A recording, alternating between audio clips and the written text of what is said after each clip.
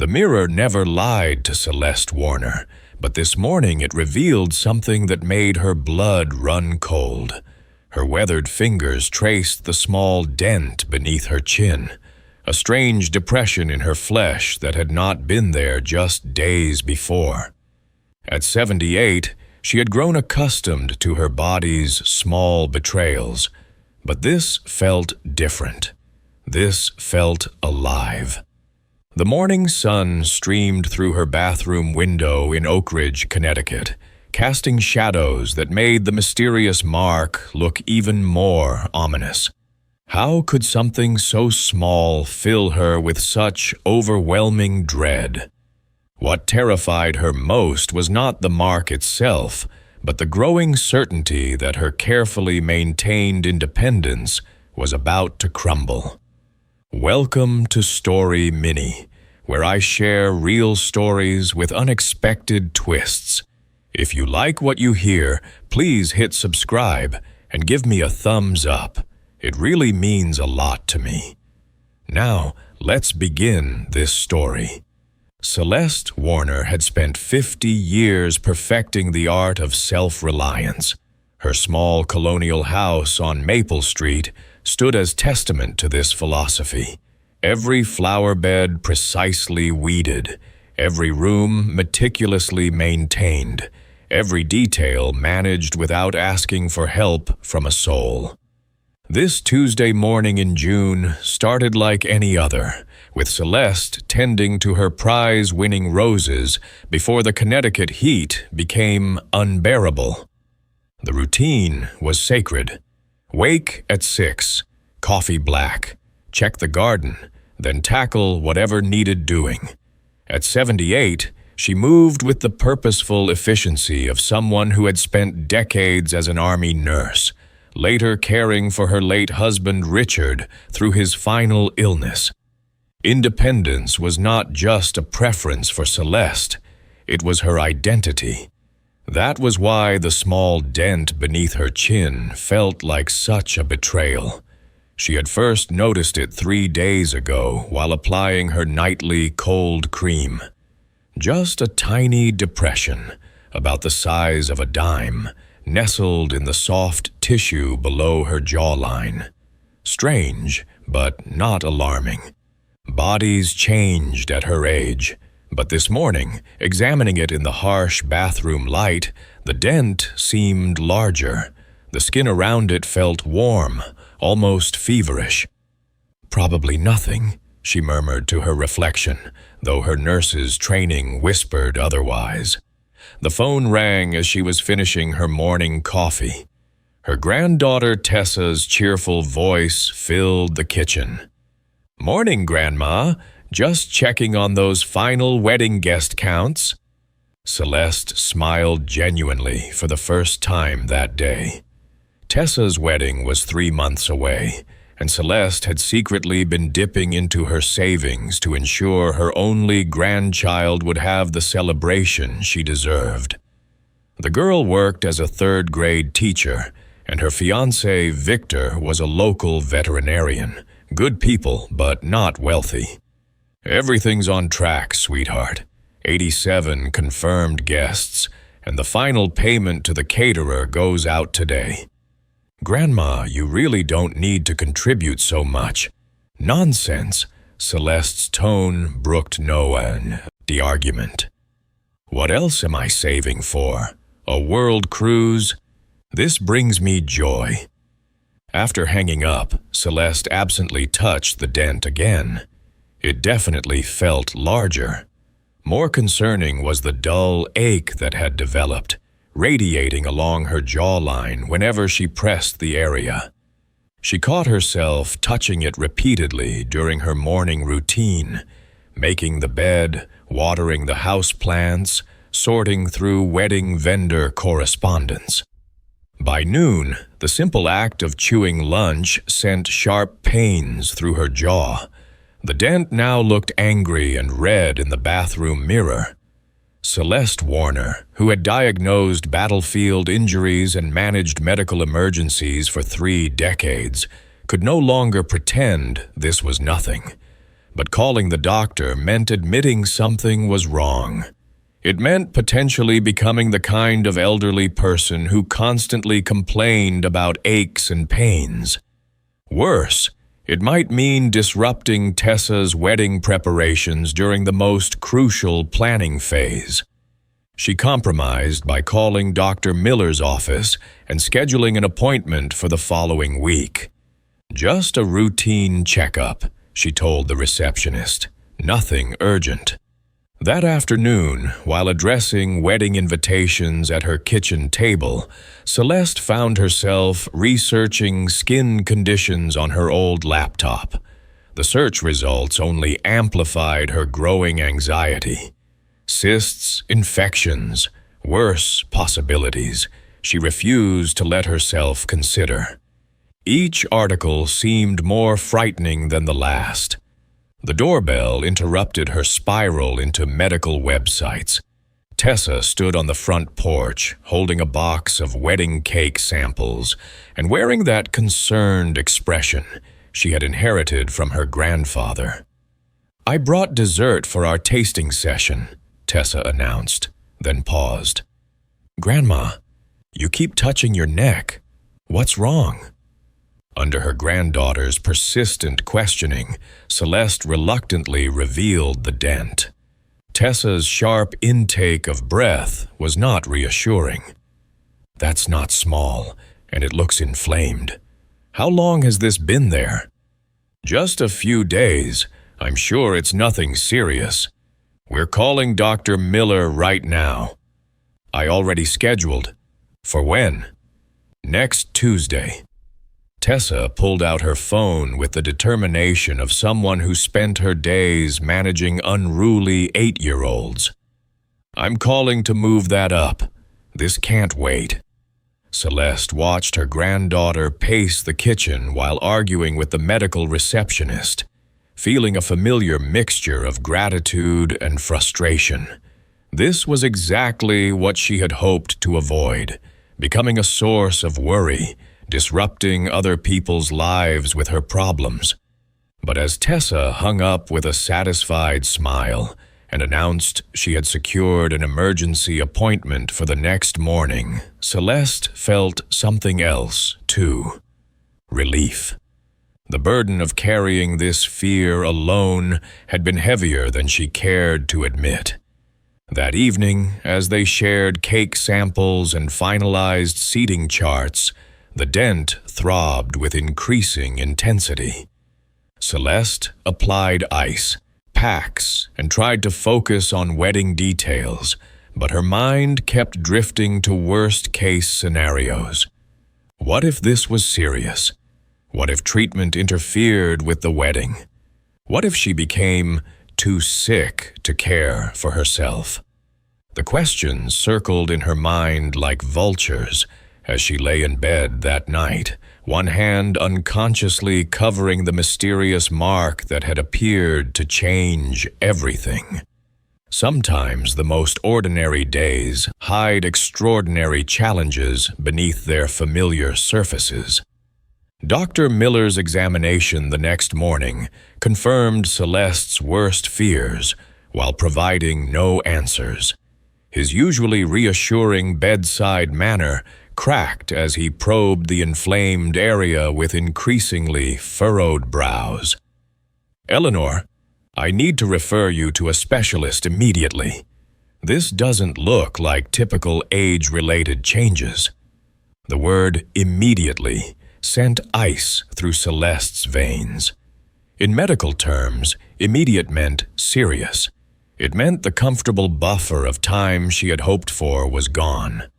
Within hours, she found herself in Dr. Lawrence's dermatology office, undergoing an ultrasound that revealed what the specialist described as an unusual mass beneath the skin. The biopsy procedure that followed was uncomfortable but quick, several tissue samples extracted with clinical efficiency. "Preliminary results in 48 hours, Dr. Lawrence said, photographing the area. "I've marked this as urgent." Those 2 days stretched like months. Celeste found herself unable to concentrate on wedding preparations, dropping her favorite teacup and forgetting to water her prize roses. Tessa called twice daily, barely disguising her anxiety behind questions about flower arrangements and reception details. When Dr. Lawrence's office called requesting a family meeting to discuss results, Celeste's hands trembled as she accepted the appointment. Medical professionals only requested family meetings for bad news. The diagnosis, when it came, was both shocking and bizarre. A parasitic infection, specifically a type of roundworm typically found in tropical regions. The creatures had been living beneath her skin, creating the pocket that had caused the visible dent. "How is that possible?" Tessa demanded, gripping Celeste's hand. "She hasn't traveled anywhere exotic." Dr. Lawrence turned to Celeste. "Have you been to any tropical areas in recent years, even decades ago?" The memory hit like lightning. "Guatemala," Celeste whispered. 15 years ago. I volunteered with a medical mission for 6 weeks. The timeline was staggering. These parasites had been dormant inside her for 15 years, kept in check by her immune system until now. As she aged, her body's defenses had weakened, allowing them to multiply and create the colony that was causing her symptoms. "We need to get you to specialists at St. Andrews University Medical Center," Dr. Lawrence continued. "This is beyond our capabilities here." That afternoon found Celeste in the passenger seat of Tessa's car, driving 75 miles to a sprawling medical complex that made their small-town practice look primitive. The infectious disease department was a maze of gleaming corridors and intimidating equipment that reminded Celeste too much of the field hospitals she had worked in decades ago. Dr. Rebecca Palmer, a silver-haired specialist with kind but serious eyes, delivered the full scope of what they were facing. The MRI showed at least 12 distinct organisms living in a subcutaneous pocket, essentially a colony that had established itself beneath her skin. "Surgery is necessary," Dr. Palmer explained. "The parasites are too established for medication alone, and their proximity to your lymphatic system is concerning." The word surgery hit Celeste like a physical blow. At 78, any surgery carried risks, but the location near critical nerves and blood vessels made this particularly dangerous. "When?" Celeste asked, her voice steadier than she felt. "Within 48 to 72 hours. We need to act quickly." As they drove home that evening, Celeste stared out at the familiar Connecticut countryside, acutely aware of how quickly her carefully controlled life had spiraled beyond her management. 3 days ago, her biggest concern had been whether to order salmon or chicken for the wedding reception. Now she was facing major surgery with no guarantee of survival. But what tortured her most was the financial reality. The procedures, the specialists, the hospital stay. Her modest savings and Medicare coverage would never handle these costs. The money she had set aside for Tessa's wedding would be depleted, and worse, she might leave her family with crushing medical debt. That night, as Tessa helped her pack a hospital bag, Celeste made a decision that felt both practical and heartbreaking. "Sweetheart, we need to discuss postponing the wedding." Tessa's hands stopped folding clothes. "What? Why?" "The medical costs alone will wipe out the wedding fund. And if something goes wrong during surgery, stop." Tessa's voice carried a firmness that reminded Celeste of her late husband. The wedding happens exactly as planned. Your job is to focus on getting better. But the money will figure itself out. Dad's flying back from his assignment. We'll handle the practical details. You handle getting well." Celeste felt tears she had been holding back since the diagnosis finally surfaced. This was what she had feared most, becoming a burden, disrupting everyone's lives, forcing her family to rearrange their priorities around her needs. But as Tessa sat beside her on the bed, holding her close while they both cried, Celeste realized something she had not expected.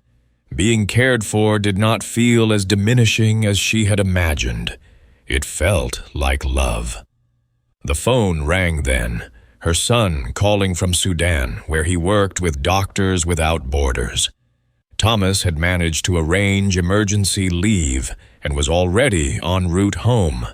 Her fiercely independent family was mobilizing around her crisis with the same efficiency she had always prided herself on. As she lay in bed that night, listening to Tessa making phone calls in the kitchen, coordinating with the hospital, arranging work coverage, managing logistics with calm competence, Celeste confronted an uncomfortable truth. She had spent so many years being the caretaker that she had forgotten how to be cared for. But watching her family spring into action, she began to wonder if her fierce independence had not been strength at all, but fear dressed up as virtue. The hardest problems are often the ones we create for ourselves. The morning of surgery arrived gray and cold, matching Celeste's mood as she was wheeled into the operating room at St. Andrew's Medical Center. Thomas had arrived just hours before, travel-worn but determined, clasping her hand as the anesthesia took hold. "I'll see you on the other side, Mom," were the last words she heard. But the surgery that was supposed to take 3 hours stretched to nearly 5. When Dr. Palmer finally emerged, her expression was grim. They had successfully removed the primary parasitic colony, but discovered something worse. Evidence that some organisms had migrated through Celeste's lymphatic system before the procedure. "We found microfilaria in her bloodstream," Dr. Palmer explained to Thomas and Tessa. "Larval stage parasites that can travel to critical organs. We're starting aggressive medication immediately, but the next few days are crucial." Celeste drifted between consciousness and medicated haze, aware of worried voices and the steady beep of monitors. When clarity finally returned, she was confronted with a new reality. The medication designed to kill the remaining parasites was brutal on her system, causing severe inflammatory reactions that left her shoulder and chest swollen and painful. "We need to pause treatment," Dr. Palmer announced after examining the angry red inflammation spreading across Celeste's upper body. "Your body is reacting too strongly." The irony was bitter. The treatment meant to save her life was potentially as dangerous as the parasites themselves. Worse, the delay meant missing critical time in eliminating the microscopic invaders before they could establish new colonies elsewhere in her body. During those uncertain days, as her family maintained constant bedside vigil, Celeste found herself confronting mortality in ways she had avoided since Richard's death. What if she did not survive this? What would happen to Tessa's wedding plans? How would Thomas manage his grief while dealing with funeral arrangements and medical bills? But it was during one of her lowest moments, when pain medication could not touch the deep ache in her chest and fear threatened to overwhelm her completely, that Thomas shared something that changed everything. "Mom, I've been thinking about why you went to Guatemala originally." Celeste turned her head slightly, curious despite her exhaustion. "You went because helping others is fundamental to who you are. You couldn't stop being a caregiver just because Dad was gone." The truth of this hit her like revelation. She had gone to Guatemala not out of wanderlust or adventure, but because serving others gave her life meaning.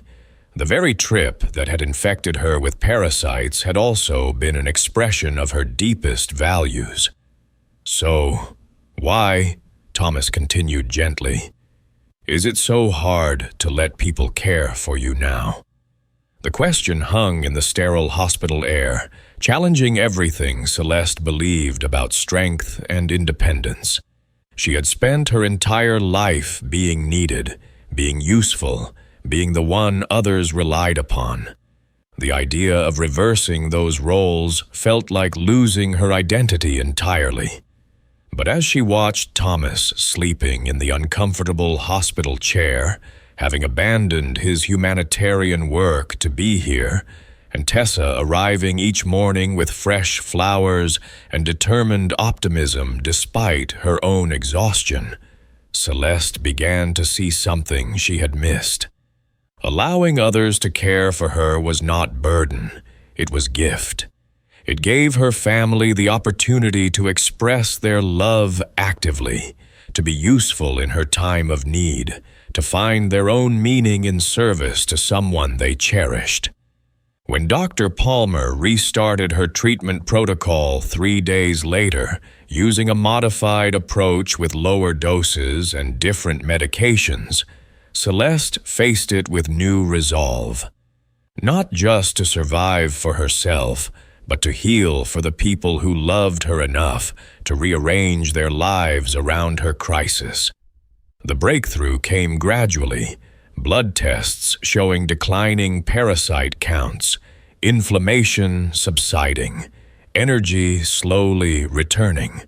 But the real transformation was internal, a fundamental shift in how Celeste understood strength and connection. One morning, as Tessa helped her walk the hospital corridors for physical therapy, Celeste stopped suddenly. "Thank you," she said simply. "For what?" "For not letting me face this alone." Tessa smiled, tears sparkling in her eyes. "You taught me that taking care of people is a privilege, not a burden. I'm honored to take care of you." 3 weeks after surgery, Dr. Palmer delivered the news they had all been hoping for. The parasites were completely eliminated from Celeste's system. The ordeal that had begun with a mysterious dent beneath her chin was finally over. But as Celeste prepared for discharge, she realized something profound had shifted. The woman who had entered this hospital determined to maintain her independence at all costs was leaving with a deeper understanding of what real strength looked like. Rock bottom becomes the foundation on which we rebuild everything stronger. 6 weeks later, Celeste stood before her bedroom mirror, adjusting the sapphire blue dress she had chosen for Tessa's wedding. The faint scar beneath her chin was barely visible now, but its impact on her life had been profound and permanent. The recovery process had taught her lessons she never expected to learn at 78. Accepting help gracefully was indeed a skill, one that required practice and humility. More importantly, she had discovered that interdependence was not the opposite of strength. It was strength's most mature expression. Thomas had surprised everyone by accepting a position at Hartford Hospital, just an hour away. His experience with tropical diseases, including the very parasites that had affected his mother, made him valuable to their infectious disease department. The proximity to family had influenced his decision, though he insisted the career move was right regardless. "I'm tired of being so far from the people who matter most," he had admitted while helping Celeste prepare for today's celebration. The wedding itself was everything Tessa had dreamed of, and more. As Celeste watched her granddaughter walk down the aisle of Oak Ridge Community Church, she felt overwhelming gratitude for being present to witness this moment. 3 months ago, her attendance had been uncertain at best, but perhaps the most meaningful development was yet another unexpected gift from her medical ordeal. Professor Bradford, the parasitologist who had studied her case, had invited Celeste to become a research partner with St. Andrew's Medical Center. Her unique immune response had opened new avenues for treating similar infections, and her nursing background made her invaluable for patient education programs. "Your experience could help countless others facing similar diagnoses," he had explained enthusiastically. "We need someone who understands both the medical and emotional journey." At the wedding reception, as Celeste danced carefully with Thomas, she reflected on the strange paths life had taken her down. The small dent that had appeared beneath her chin had led to surgery, family reconnection, career change for her son, and now new purpose in her retirement years. "You look happy, Mom," Thomas observed as they moved across the dance floor. "I am," Celeste replied, surprised by how completely she meant it. "It took nearly dying to realize I had been only half living." Later, as the celebration wound down, Tessa approached her grandmother with glowing happiness. "Thank you for fighting so hard to be here tonight." Celeste hugged her granddaughter close. "Thank you for teaching me that accepting help isn't giving up. It's growing up." The months that followed brought a new rhythm to Celeste's life. Tuesday mornings at the university, contributing to research that might spare other patients the fear and uncertainty she had experienced. Afternoons in her garden, which she now maintained with occasional help from neighborhood teenagers, she paid generously for their assistance. Most significantly, she had learned to say yes when people offered help and to ask for it when she needed it. The fierce independence that had defined her for decades had evolved into something more nuanced, a self-reliance that included others rather than excluding them. 1 year after her diagnosis, Celeste received a letter from a woman in California whose similar case had been successfully treated, using protocols developed partly from Celeste's medical data. The woman thanked her for her contribution to research that had likely saved her life. Reading that letter in her sunny kitchen, with Thomas visiting for Sunday dinner and Tessa pregnant with her first child, Celeste understood finally why she had gone to Guatemala 15 years ago. Not for adventure or even service, but because she was meant to be a healer, in ways she could never have imagined. The parasites that had threatened her life had ultimately enriched it beyond measure. They had brought her family closer, given her new purpose, and taught her that the strongest people are not those who never need help, but those who accept it with grace and use their experience to help others. Sometimes the greatest gifts come disguised as our greatest challenges, requiring only the wisdom to unwrap them properly. What unexpected challenge in your life might actually be an opportunity for deeper connection and purpose? I would love to hear your thoughts in the comments below. And if this story resonated with you, please subscribe to Story Mini for more real stories about finding strength in unexpected places. Thank you for listening.